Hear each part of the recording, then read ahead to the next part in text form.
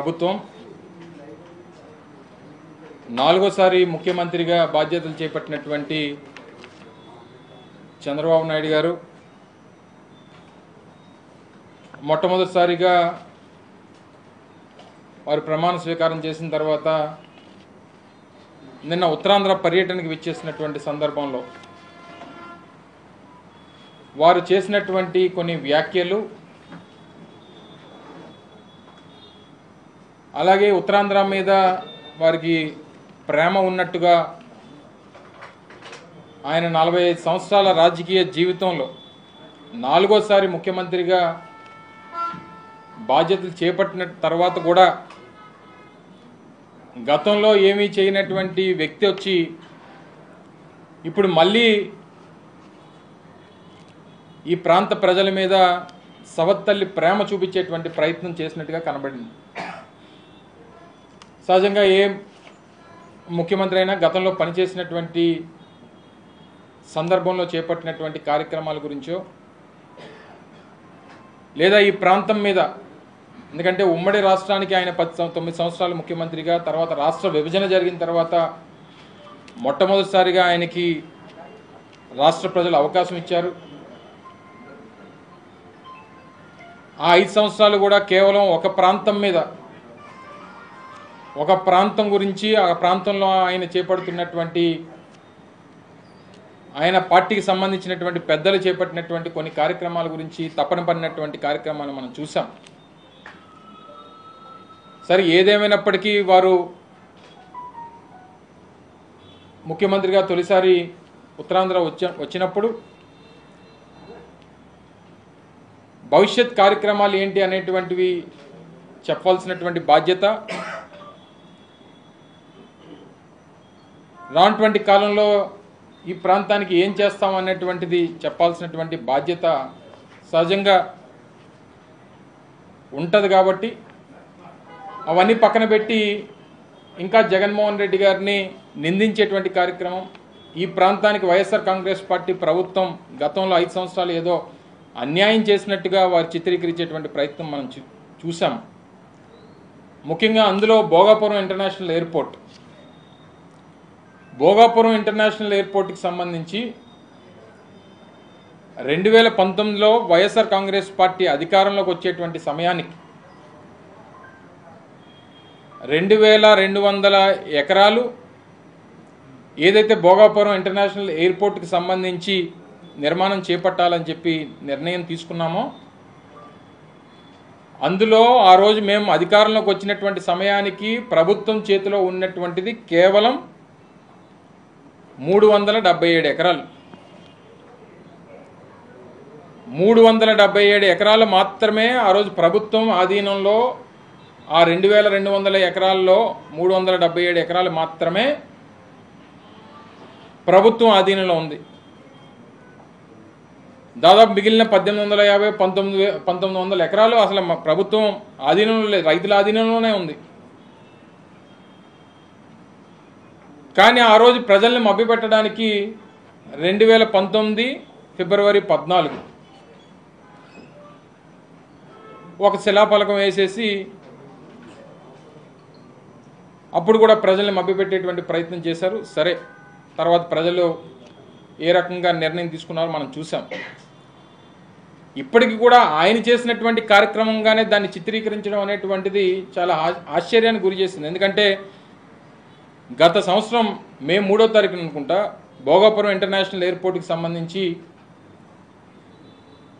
ఆ రోజు ముఖ్యమంత్రిగా ఉన్నటువంటి జగన్మోహన్ రెడ్డి గారు, దానికి సంబంధించినటువంటి I&I మినిస్టర్గా ఉన్నటువంటి నేను కానీ, లేదా కేంద్ర మంత్రివర్యులుగా ఉన్నటువంటి పెద్దలు జ్యోతిరాదిత్య సింధియా గారు దానికి పూర్తి స్థాయిలో అన్ని అనుమతులు తీసుకున్న తర్వాత పూర్తి స్థాయిలో నిర్మాణానికి ఏ రకమైనటువంటి ఆటంకాలు లేవు అని చెప్పి నిర్ధారణకు వచ్చిన తర్వాత పనులు మొదలుపెట్టినటువంటి ప్రభుత్వం జగన్మోహన్ రెడ్డి గారి ప్రభుత్వం. ఆ రోజు నేటికి దాదాపు 30-35% పనులు పూర్తి చేశాం. మిమ్మల్ని కూడా ఒక సందర్భంలో జనవరి మాసంలో అనుకుంటా, డిసెంబర్ జనవరి మాసాల్లో మిమ్మల్ని అందరినీ కూడా ఒకసారి అక్కడ జరుగుతున్నటువంటి పనుల్ని ప్రజలకు చూపించడం కోసం మిమ్మల్ని కూడా ఒకరోజు ఆహ్వానించి మిమ్మల్ని అందరినీ కూడా తీసుకెళ్ళినటువంటి సందర్భం మీ అందరికీ గుర్తుంది. ఆ రన్వే పనులు కానీ, టెర్మినల్ బిల్డింగ్ పనులకు సంబంధించి కానీ, ఇలా ఇవన్నీ జరుగుతున్నటువంటి క్రమంలో ఏమీ చేయకుండా అన్నీ నేనే చేశాను అనేటువంటి మాట చెప్పుకునేటువంటి దాంట్లో చంద్రబాబు నాయుడు గారిని మించినటువంటి వ్యక్తి లేడు. అది ఈరోజు కాదు, ఆయన మొదటి నుంచి ముఖ్యమంత్రిగా ఉన్నటువంటి నాటి నుండి ఉమ్మడి రాష్ట్రానికి కానీ తర్వాత కానీ ఆయనకు ఉన్నటువంటి మార్కెటింగ్ స్కిల్స్ బహుశా దేశంలో ఏ నాయకుడికి ఉండవు.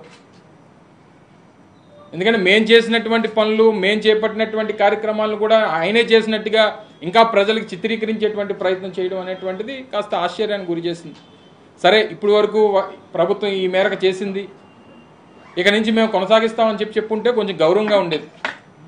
వాళ్ళు ఈ పనులు మేమే మొదలుపెట్టాం, ఈ భూసేకరణ మేమే చేసాం, పర్మిషన్లు మేమే తెచ్చాం, ఇవన్నీ ఆయన చెప్పుకోవడం అనేటువంటిది కాస్త ఆశ్చర్యానికి గురి చేసింది. ఎందుకంటే ప్రతిదీ డాక్యుమెంట్.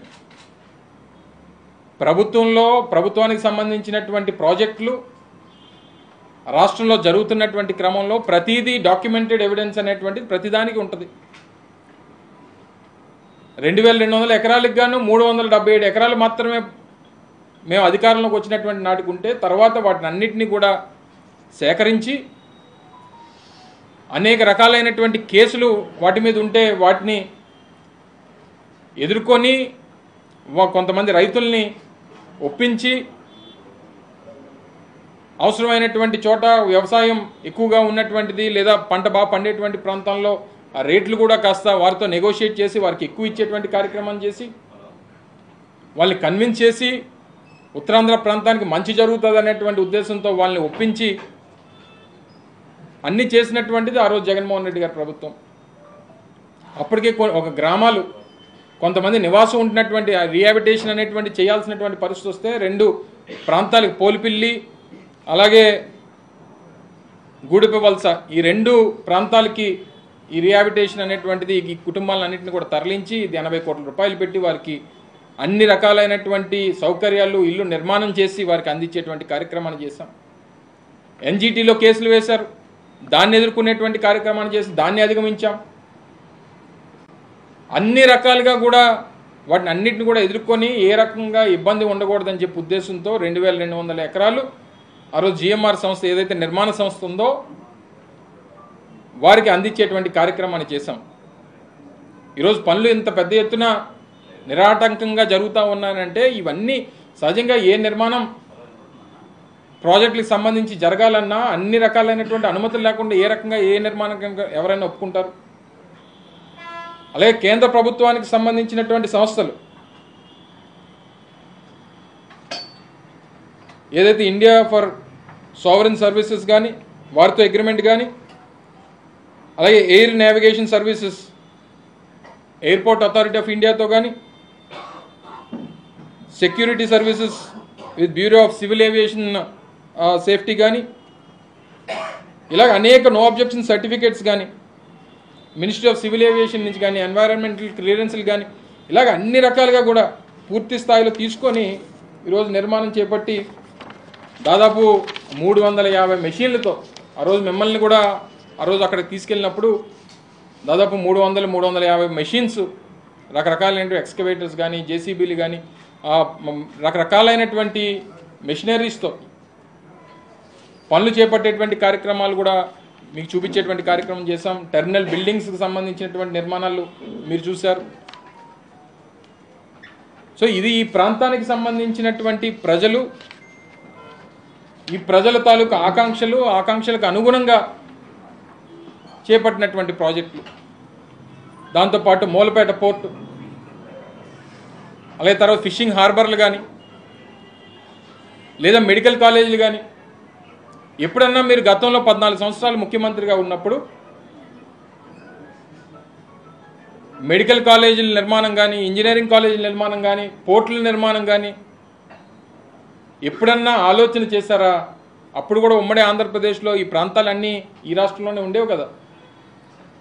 లేదా రాష్ట్ర విభజన జరిగిన తర్వాత మొట్టమొదటిసారి మీకు అవకాశం ఇచ్చారు, పోనీ అప్పుడన్నా పోర్టులు నిర్మాణం చేపట్టాలనేటువంటి ఆలోచన పోనీ ఆ రోజన్నా చేసి ఉండాలి కదా.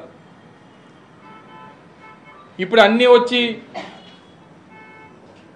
మేము పనులన్నీ చేస్తే పేర్లు మీరు పెట్టుకునేటువంటి ప్రయత్నం చేస్తూ ఉన్నారు.